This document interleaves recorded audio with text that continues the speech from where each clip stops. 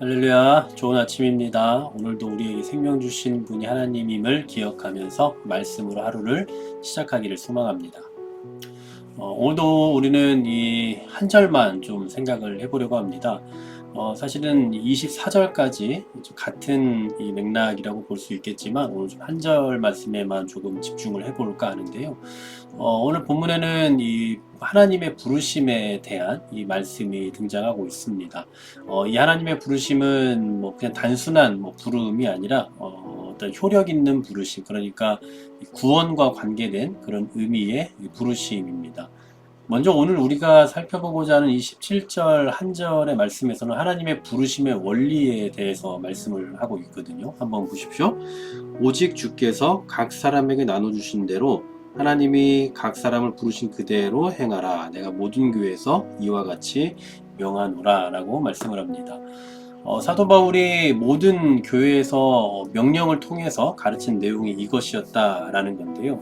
그 내용은 뭡니까? 하나님께서 각 사람을 부르셨는데 그 부르심을 받은 그대로 행하라는 그런 내용입니다. 고린도 교회에 속한 어떤 사람들은 아마도 뭐 이 세상의 제도와 삶, 그리고 이 세상의 질서에 대해서 좀 거부하는 그런 삶을 살았던 것 같습니다. 마치 나는 이 세상과는 관련이 없다. 나는 예수 믿는 사람으로서 구원받은 자이기 때문에 이 세상과는 관계가 없다라고 생각을 했던 걸로 보입니다. 쉽게 말하면 이 자유에 대해서 잘못 이해하고 있는 거죠.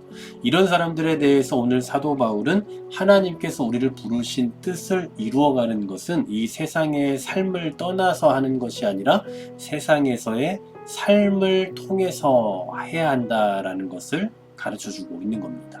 구체적으로 오늘 본문의 말씀을 한 세 가지 정도로 살펴볼 수 있을 것 같은데요. 첫 번째로는 오직 주께서 각 사람에게 나눠주신 대로 하라. 즉, 각 사람에게 나눠주신 것이 있다라고 말씀합니다. 성경 곳곳에서 사도 바울은 이런 의미의 말씀을 전했던 걸 보게 되는데요. 로마서 12장 3절에 보면 오직 하나님께서 각 사람에게 나누어 주신 분량, 믿음의 분량이 있다. 이렇게 말씀을 하고 있습니다. 믿음의 분량이 모두 다 같다는 게 아니라는 거죠. 다 다르다라는 얘기입니다. 그리고 오늘 본문에서는 주께서 어떻게 했다고요? 각 사람에게 나눠주신 것이 있다라고 말씀합니다. 또 더 나아가서 고린도전서 12장 11절에 보면 이번에는 성령님께서 그의 뜻대로 각 사람에게 나누어 주셨다라고 말씀을 해요. 그러니까 성부 하나님, 성자 예수님, 성령 하나님께서 각각 함께 일을 하시는데 이 세 분의 이 삼위일체 하나님의 그 사역 가운데서 각 사람에게 나눠주신 것이 있다라는 겁니다. 이건 이제 우리 사람의 입장에서 보면 각 사람이 받은 것은 다 다르다라는 거죠. 이 다르다라는 것을 서로 인정해야 된다라는 겁니다. 틀린 것이 아니고 다르다라는 거죠. 실제로 교회에는 정말 다양한 사람들이 존재하지 않습니까? 우리는 이 사실을 인정하고 들어가야 될 겁니다. 서로 존중해야 되고 서로 인정해 줘야 되는 거죠. 내가 최고가 아니고 내가 가진 것이 최고가 아니라 저 사람이 가진 것도 인정해 줄 수 있는 것이 중요하다라는 겁니다. 여러분, 이 세상에 존재하는 식물만 보더라도 어떻습니까? 얼마나 풍성하고 다양합니까? 이 모든 것이 다 하나님의 창조물이기 때문에 그렇죠. 사람도 마찬가지로 하나님께서 창조하셨기 때문에 다양할 수밖에 없는 겁니다. 이 다양함을 우리는 인정해야 된다라는 거죠. 두 번째로는 하나님이 각 사람을 부르신, 하나님께서 각 사람을 부르셨다라고 말씀합니다. 교회를 이루는 각 사람이지만 그들 모두를 부르신 분은 누구라고요? 하나님이다라는 거죠. 아마도 이 말씀은 하나님께서 각 사람을 부르시고 각 사람에게 이 땅에 존재해야 하는 사명을 주셨다라는 것을 의미하고 있는 것 같습니다.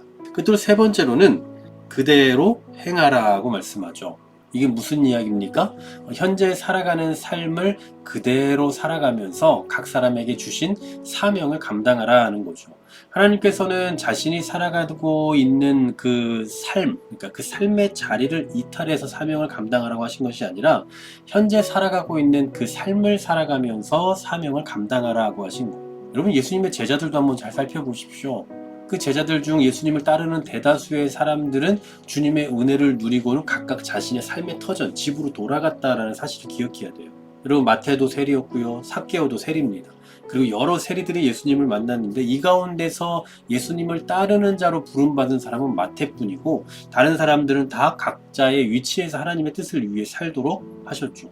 뿐만 아니라 예수님으로부터 고침받은 많은 사람들이 있지 않습니까? 그 사람들은 다 그냥 고침받으면 다 예수님을 따라야 되는 것이 아니라 자신의 삶으로 돌아가 하나님을 섬기는 삶, 즉 예수 그리스도의 제자로서의 삶을 살았다는 것을 잊어서는 안 될 겁니다. 이 말씀을 생각한다면 우리가 살아가는 모든 삶의 터전에 의미가 있습니다. 가정도 직장도 학교도 다 의미가 있죠. 하나님의 부르심이 있음을 생각하고 하나님께서 각 사람이 서 있는 그 삶의 터전에서 해야 할 일을 맡기셨다라는 것을 기억하면서 그 자리에서 사명을 감당하는 삶을 살아야 되는 거죠. 잘 기억하십시오. 우리의 삶의 터전은 하나님께서 우리를 보내셔서 다시 보내신 곳입니다. 그곳에서 예수 그리스도의 증인 노릇을 하기도 해야 되고 또 하나님의 뜻을 위해서 살아가기도 해야 되는 거죠. 은혜 받으면 무조건 목사가 되고 선교사가 되는 게 아닙니다. 그럴 필요도 없고요. 이 세상에 직업을 가지고 훌륭한 그리스도인으로 사는 사람이 많이 나와야 되는 거지 목사가 많이 나오는 것이 정상적인 일은 아닐 거예요. 그러므로 오늘도 각 사람이 각각의 부르심에 따라 보냄받은 자리가 있음을 기억하면서 오늘도 우리가 살아가는 그 자리가 우리의 사명의 자리라는 것, 그 부르심 그대로 행하며 살아가는 지혜로운 우리가 되기를 간절히 소망합니다. 하나님 감사합니다. 오늘도 우리에게 맡기신 그 사명의 자리가 있음을 기억하게 하여 주옵소서.